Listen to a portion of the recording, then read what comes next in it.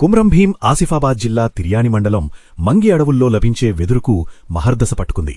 ITDA ప్రత్యేక శిక్షణ ద్వారా గిరిజనులకు ఉపాధి కల్పించేలా ప్రోత్సహిస్తోంది. ఒకప్పుడు నక్సల్స్ ప్రభావిత ప్రాంతమైన తిర్యాని మండలం మంగి గ్రామం ఇప్పుడు వెదురు కళాకృతులకు చిరునామాగా మారింది. ఇక్కడి కొలం గిరిజనులు వెదురుతో తడకలు, గుల్లలు, గుమ్ములు తయారుచేస్తూ ఉపాధి పొందుతున్నారు.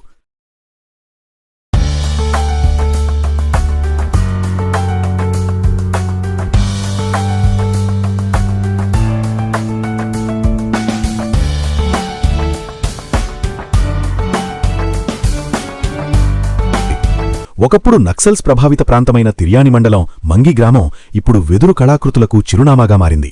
ఇక్కడి కొలం గిరిజనులు వెదురుతో తడకలు, గుల్లలు, గుమ్ములు తయారుచేస్తూ ఉపాధి పొందుతున్నారు. వీరి ప్రతిభను గుర్తించిన ఐటీడీఏ అధికారులు మరింత మెరుగైన శిక్షణ ఇప్పిస్తూ వెదురు కళాఖండాల తయారీని ప్రోత్సహిస్తున్నారు.